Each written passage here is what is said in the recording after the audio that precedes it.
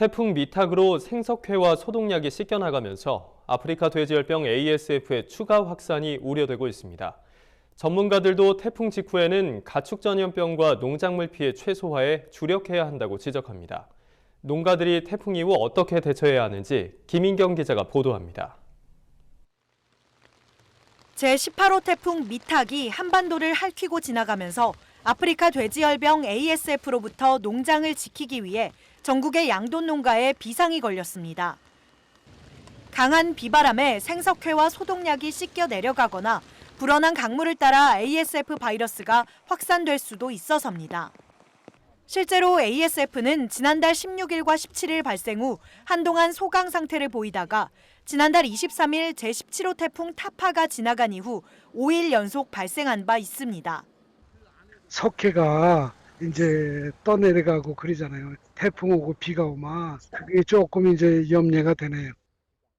농림축산식품부도 전국의 축산농가에 태풍 이후 철저한 차단 방역을 실시해달라고 당부하고 나섰습니다. 그러면서 태풍이 지난 뒤 축사 안팎과 축산 관계시설을 철저하게 소독하고 농장 진출입로에는 생석회를 발목이 잠길 정도로 충분히 도포해야 한다고 강조했습니다.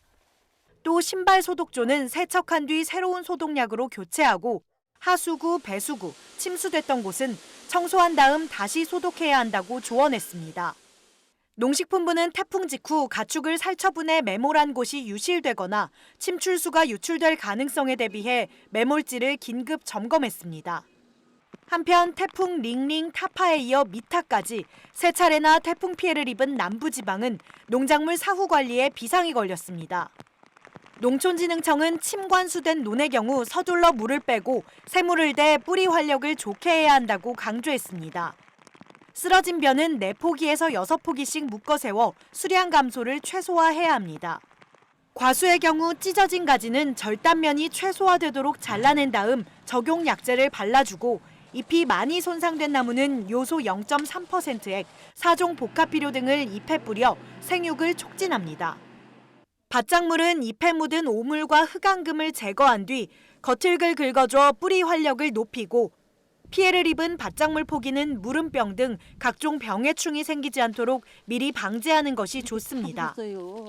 축사시설은 충분히 환기해 축사 안의 습도를 낮추고 분뇨를 자주 치워 유해가스 발생을 줄이는 것이 좋습니다. 만약 시설이 침수됐다면 급수기를 청소하고 소독해 수인성 질병을 예방해야 합니다. 태풍이 이제 지나간 다음에는 여기 이제 축사 안이 이제 되게 습하기 때문에요. 여러 가지 병이 생길 수도 있고 하기 때문에 환기를 잘 해서 축사 안에 이제 습도를 낮춰주는 것이 이제 중요하고요. 가축 분뇨라든지 자주 없애줘서 이것들로 인한 유해가스 발생을 좀 줄여주셔야 합니다. 가축에게 물을 주는 급수기라든지 또 축사 안을 소독을 해서 각종 질병 예방을 하도록 해야겠습니다.